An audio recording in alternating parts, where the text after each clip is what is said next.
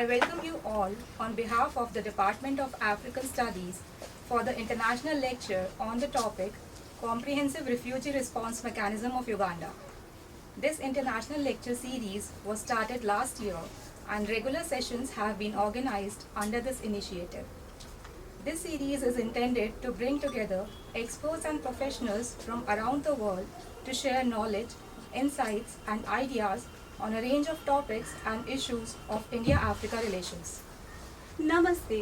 यहाँ उपस्थित आप सभी सम्मानित अतिथियों, विशेष वक्ता, शोधार्थियों एवं मौजूद सभी साथियों का आज अफ्रीकी विभाग द्वारा आयोजित अंतर्राष्ट्रीय व्याख्यान श्रृंखला में हृदय से स्वागत है। आज के व्याख्यान श्रृंखला का विषय व्यापक शरणार्थी प्रक्रिया तंत्र है। विभाग द्वारा अंतर्राष्ट्रीय व्याख्यान श्रृंखला का शुभारंभ पिछले वर्ष से किया गया था, जो आज भी नियमित रूप से जारी है। इस व्याख्यान श्रृंखला का उद्देश्य भारत और अफ्रीकी देशों के साथ संबंधों और विभिन्न विषयों पर व्यापक ज्ञानवर्धन करना है, जिससे हमारे विचारों को साझा करने के लिए एक शैक्षणिक मंच मिलेगा। इस कार्यक्रम का आरंभ Now we will invoke the goddess Saraswati by lighting the lamp. I would request the keynote speaker, Colonel Peter Oyoo, along with all the faculty members, to lighten the lamp. Let us hope that the brightness of wisdom overcomes हमारे अफ्रीकी विभाग के बारे में संक्षिप्त परिचय देकर अवगत कराएं। On the behalf of the Department of African Studies, I would like to express my gratitude and warm welcome to all distinguished guests, scholars, ladies and gentlemen. I am optimistic that we all will acquire new knowledge from this international lecture today. I would take this opportunity to inform you all with the activities of the department. The Department of African Studies is a part of the Faculty of Social Sciences of University of Delhi. Pandit Jawaharlal Nehru, first Prime Minister of India, inaugurated it formally on August 6, 1955 with a mandate to promoting awareness about Africa. The department undertakes multidisciplinary teaching and research study leading to MPhil and PhD degree of the University of Delhi, along with certificate and diploma in Swahili language. The department began its new course in MA in African Study last year and will be initiating PG diploma in international trade with Africa in the next academic session. The department provides a forum for fostering mutual understanding, friendship and cooperation between people of India and Africa. The department extends beyond its primary function of acquisition and dissemination of knowledge to promote India-Africa relations. The department provides opportunity to research scholars to interact with different stakeholders, including policy makers, business community and other foreign delegates. African Study is an area study program which involves multidisciplinary teaching and research. Apart from traditional classroom teaching, interacting pedagogy is pursued through student engagement in presentation, discussion and other academic interactions.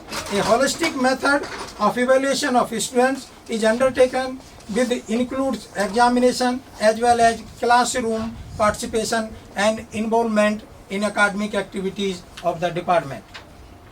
The department is regularly organizing the international level special lecture series. The special lecture is a part of celebration of Azadi Ka Amrit Mahotsav to commemorate the 75th year of Indian Bharat independence and G20 presidency of Bharat India. The Department of African Studies has developed a library with ICT facility to support students in their study and research. Department also publishes a biannual peer-reviewed academic journal dedicated to multidisciplinary research on Africa known as Indian Journal of African Study. Once again, on the behalf of the department, I am very thankful to Colonel Peter Oyoo, Defense Advisor, Uganda High Commission, New Delhi, the Republic of Uganda, for taking out this time from his busy schedule to be us. Thank you very much. I welcome the Honorable Keynote Speaker, Colonel Peter Oyoo, who despite having a busy schedule, has graciously joined us for this session. Now I would introduce the keynote speaker. Though he does not need any introduction, yet I would like to say a few words about him. Sir is currently serving as a defense advisor in the Uganda High Commission, New Delhi. Sir joined the Army Uganda People's Defense Force on 14th April 1998 from the War Memorial Stadium in Gulu district. India and Uganda share historical relations spanning over a century, and recently MOU on bilateral defense cooperation has been signed between the two countries. Sir was commissioned to the rank of second lieutenant on 31st May 1999. Sir has a military career span of over 25 years and has extensive experience in varied operational, administrative and training environments. Sir has held several prestigious staff appointments, including Administrative Officer of Jinja Military Academy, Junior Command and Staff College, SO2 Corps at the Senior Command and Staff College, Kimaka, and Military Assistant to Commander Land Forces. Sir is an alumnus of the Senior Command and Staff College, Rwanda, where he attended his Grade 2 staff course. For his meritorious and long service, Sir has been awarded the Independence Medal. He is also a recipient of the Best Students Award from Senior Command and Staff College. We are truly grateful for your kind presence, sir. Now I would request Sir to enlighten us with his views. University of Delhi, all faculty staffs. Ladies and gentlemen, I'm not going into details of the protocol because I'm not sure of myself. Good morning. Good morning, sir. It's my pleasure to be here early this morning. From the onset, let me take this opportunity first and foremost to thank the professor for inviting me to share ideas, knowledge, and some few information about my country, which is Uganda. Thank you so much, Professor. I also thank the whole administration and management of Delhi University for accepting me to come and share this knowledge with the great people of India, and especially the university staffs and then the participants. Thank you so much, the moderator, especially the one who was speaking in Indian. It sounded so nice. I thought if there was any miracle, I would speak in Hindu. But let's try. Namaste.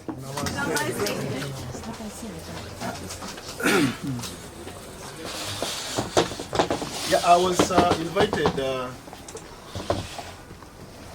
2 or 3 weeks ago. That's where the discussion started, to come and share my ideas or our ideas as Ugandan about the comprehensive response mechanism and framework for refugees. Now, before I go into that, allow me to share some few information about Uganda so that you're oriented to the country we shall be talking about. East, South Sudan from the north, Democratic Republic of Congo from the west, Tanzania and Rwanda from the north. It's a small country with a population of approximately 48 million people, out of which 75% are from the age of 25 and below. So it's the country with the youngest population in the world, if I would say. Topographically, fifth of the open area has waters and swamp. The biggest water body being Lake Victoria, which we share between Kenya, Uganda, and Tanzania. But half of it almost is in Uganda. And is the second largest inland fresh water in the world. Other than that, we have also rivers and some other small lakes.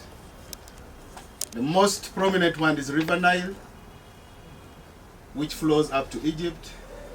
The longest river actually in the world. Goes up to around 5,536 kilometers, I think. And the source of River Nile is in Uganda. Very prominent place. Actually, the founder of India, Mahatma Gandhi, when he passed on, his ashes were immersed at the source of the Nile in Uganda. And he has a very big prominent statue. And our Indian brothers and sisters within Uganda and even East Africa and some places, they normally go there to pay their respect to that. In terms of economy, Uganda's economy is not very big, around 55 billion United States dollar. Very small percentage of people use fertilizers and all these chemicals. Food grows naturally because we are blessed with abundant rain and a very good soil. Uganda also has mineral deposits as one of our natural resources. We have gold. Uganda. I hope I'm not taking too much time on something which is not.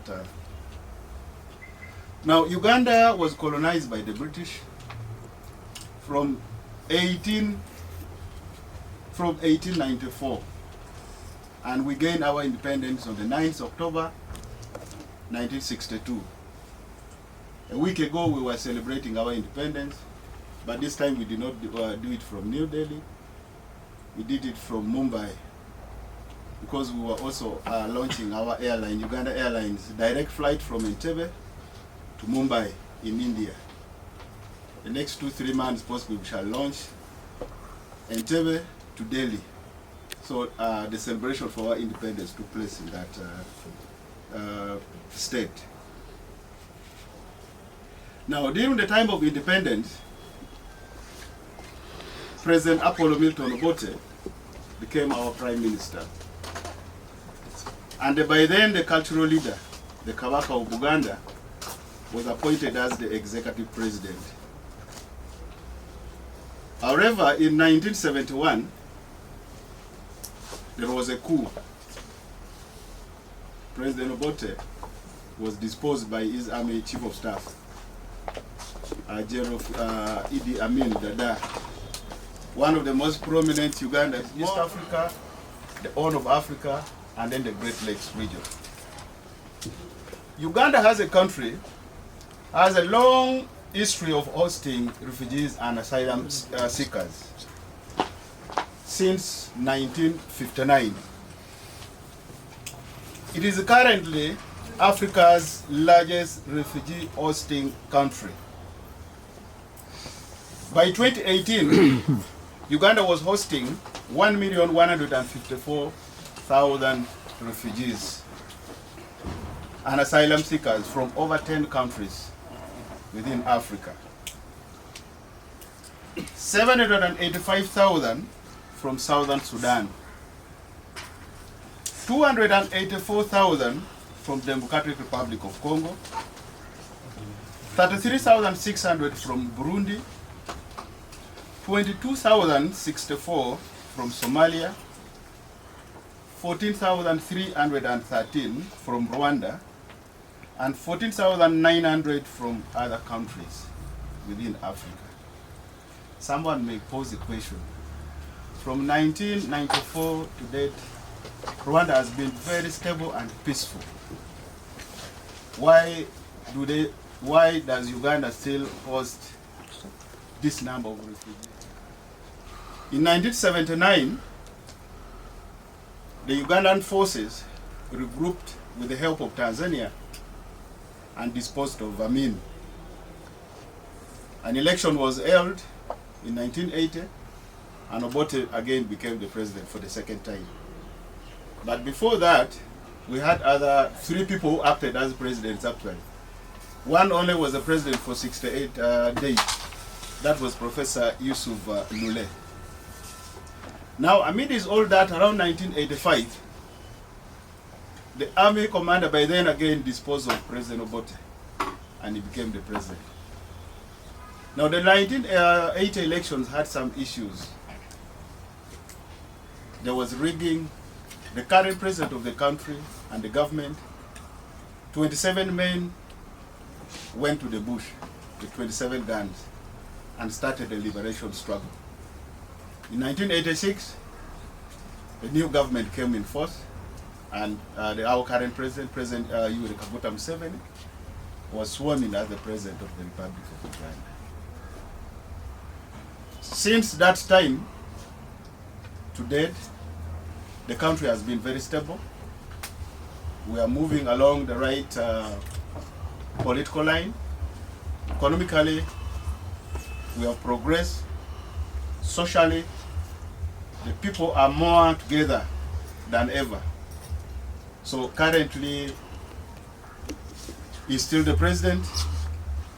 Elections are held in Uganda after every 5 years. The next election will be in 2026. And Uganda is a democratic state. So that is briefly the political history of Uganda. Thank you very much for paying attention to this. Now, allow me to go to the topic. And straight away, I'll first inform you that around 30 million internally displaced persons, refugees and asylum seekers, live in Africa.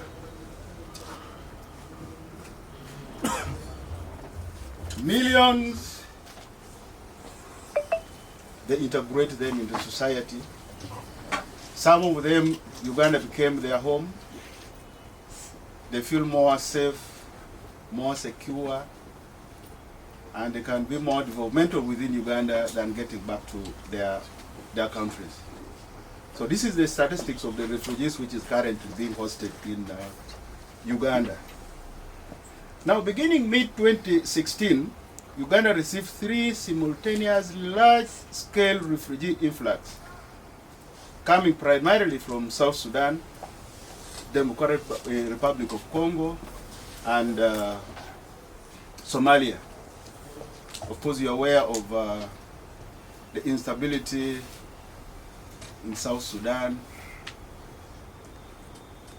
what was going on in Central African Republic, and then Somalia.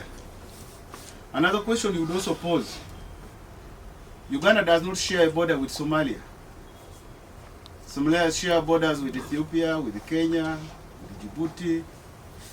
Why do they cross the border and come to Uganda, as opposed to moving to the neighboring?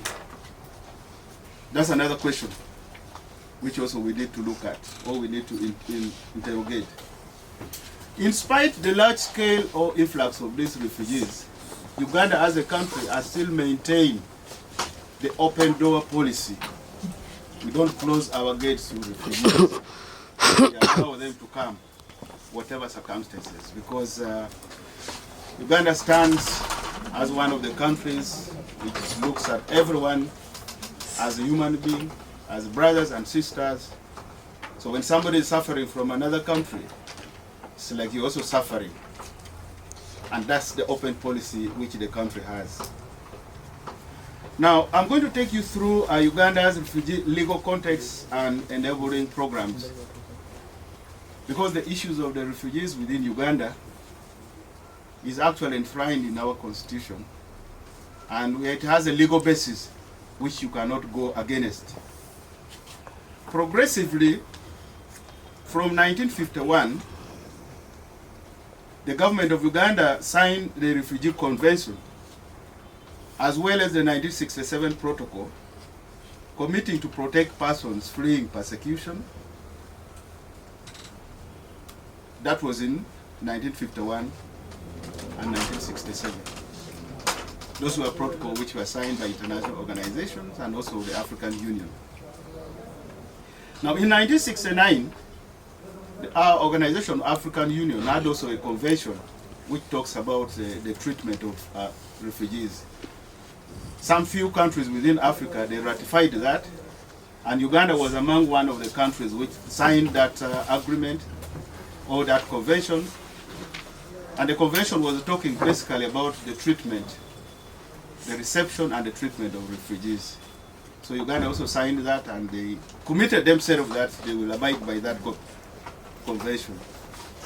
Now, within the country, in our parliament, in 2006, the Parliament passed the Refugee Act 2006 and followed by the 2010 protocol. Now all these legal instruments, they are progressive because the country realizes that what was signed with the African Union, what was signed with other international organizations previously were not comprehensive enough to handle all the matters of the refugees. There were certain other aspects which need to be added. Now that calls for the amendment of the law. That's how the Parliament of Uganda in 2006 came up with these protocols and conventions, and all talks about the reception, protection of refugees. Now these protocols and conventions are very, very crucial. The difference between the Uganda's treatment of refugees and other countries is that Uganda is very welcoming. They give the refugees all the rights, and they make it very easy for a refugee to enter into the country.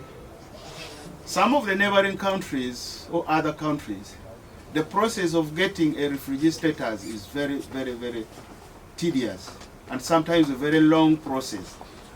And you cannot be sure whether it will be accepted. Sometimes you are denied that status. But Uganda policy on refugees, a refugee is a refugee. You will always be accepted, and the process is very short. You will be registered, documented, and given that status.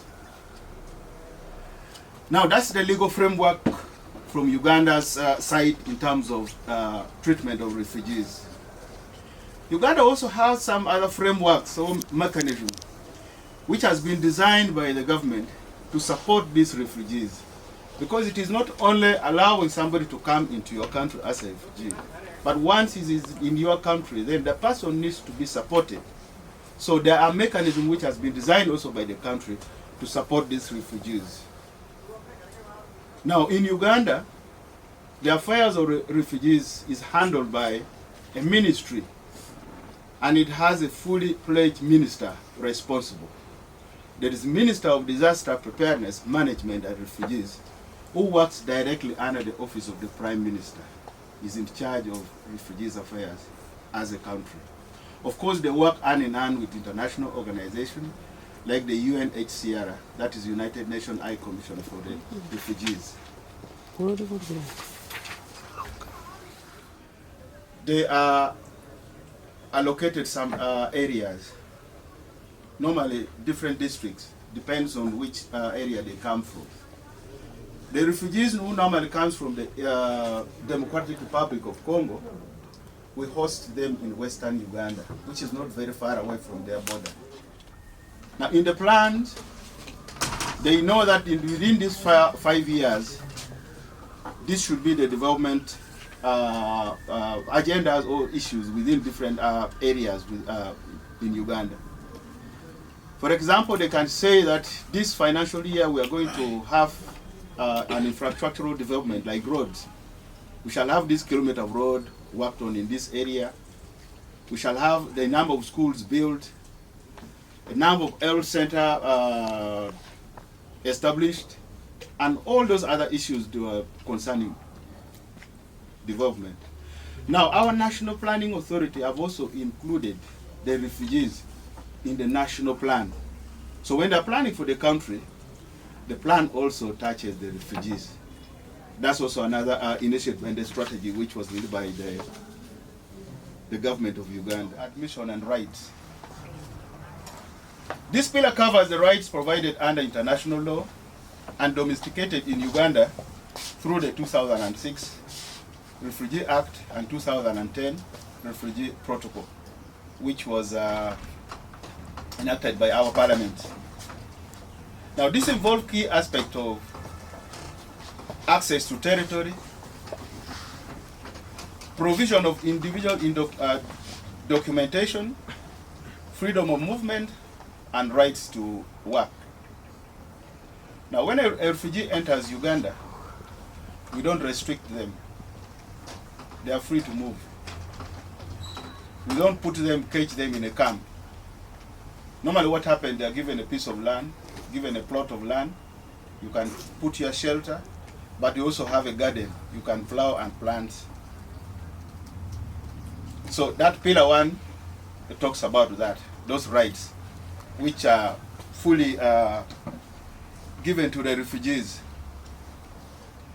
And all the refugees are also documented, because that pillar demands that they are documented, they are provided where they're supposed to be, given a small piece of land, and they begin their livelihood. That pillar point, that 5, pillar 5. Is the Uganda is citizens have refugees in other countries, neighboring countries also, that is one issue. So what kind of policy Uganda government is having that refugee in other countries, when they want to come to Uganda, what kind of policy is having it? Okay. Yeah, currently Uganda does not have any refugee in any part of the world. We don't have any refugee. However, Uganda has a policy about refugees, and the policy is guided by the International Convention about Refugees. It is also guided by the New York Declaration about the Refugees. It's also guided by the African Union Convention and protocols about the refugees. So our policy is actually in line with all those international conventions and protocols about the refugees. Otherwise, I would say there's just an extract of that, and we expand it and make it more better to fit in the Uganda situation. Hope I've answered. Studies. So I have a question that we just saw COVID-19. So how Uganda prepared for itself to help the refugees during the COVID-19? COVID-19 has been a big challenge, internationally, and it's not only about Uganda. But still, we have an influx of refugees, especially from the Democratic Republic of Congo and also from Southern Sudan during COVID, because those conflicts did not stop because of COVID. So accordingly, what the government did was to establish like a medical camp in those border points, where each and every refugee who is getting in the country, they are tested. Now, once you are found positive with COVID, then immediately they are evacuated to the hospitals which were specifically meant to treat COVID, because the treatment of COVID was not, it was actually separated from the main. So what the government only did, because you could not stop them, and yet you know that you are in this pandemic, so they put in some medical camps and doctors along the border, check somebody, you are negative, they are moved to the area where they are supposed to be. Few cases who were found positive, they were taken to the hospitals within Uganda and also treated. And later on, they joined the other people in those settlement camps. That's what the government did. Almost 50% of the refugees might be women and children, and they are exposed to, specifically women are exposed to gender-based violence, and it becomes a big concern. How is Uganda dealing this issue of refugee women? Because there was nothing to touch upon in the whole place. Statistics. Whenever there is conflict, the people who are highly affected are women and children. Including even the refugees who are in Uganda, 80% are women and children. You know, few men can always run across the border to go to another. Sometimes they're also the one involved in those conflicts. Now, amidst that, there is a lot of, gender-based violence is still a very, very, very big challenge internationally. Now, Uganda, what happens that in those refugee settlements, we have the law and order department. We establish what we call like a police post, where you have the police force to handle issues to do with law and order. Now the refugees, with the police and some other government agencies which handle issues of violations, they can always report those cases. Investigations are made, arrest, some of them are arraigned before the court, and jail. The law of the country takes. But the government takes a lot of interest, especially on the issues of women and children, because in those is the biggest challenge which we have. So our police, they establish actually police posts in all those settlement camps, and working of course together with other agencies, the law and order, all these kind of things. So that's how we help those women who become sometimes victims of sexual violence and all this kind of. That's how we treat them. So you have started information regarding Uganda, and the second largest freshwater area. 75% young people are living like below 25-year-old, and this very similar to the India. Because right now we are having a very young and talented youth to conquer in any ways in the world, and you give us a very good idea about the source of Nile River. It's a Uganda. So this is an interesting one to be known, and this gives us a more insight about the research, because this department's about the research. The first part you have started explaining Uganda, and the second part you have started a first statement like 30 million African refugees lived in India here and there, Congo, Central Republic of Africa, Ethiopia, South Africa. So it's a really wonderful depiction about the refugee problem, and you have also depicted about the 2006 Act and the 2010 Protocol Act about the refugees problem, and reception, protection of refugees, and you have also given us a legal framework and administrative framework and the planning framework and the 5 pillars after the New York Declaration. So really it's a, no doubt it's a wonderful depiction of Uganda refugees problem. But as a professor, as a teacher of this department, but the most important thing, why refugee? Why not we control the refugee problem? Okay, we are into it that some refugee came to your country and any other country, so we give them protection. But we can stop war, and we can stop and just you reiterated while interacting with young lady from MA Part 1st that we come together and sit and resolve the problem through the peace and through the talk. So this is the first time we heard something very positive about the Uganda, because everybody told about the Africa is a dark continent, and this department though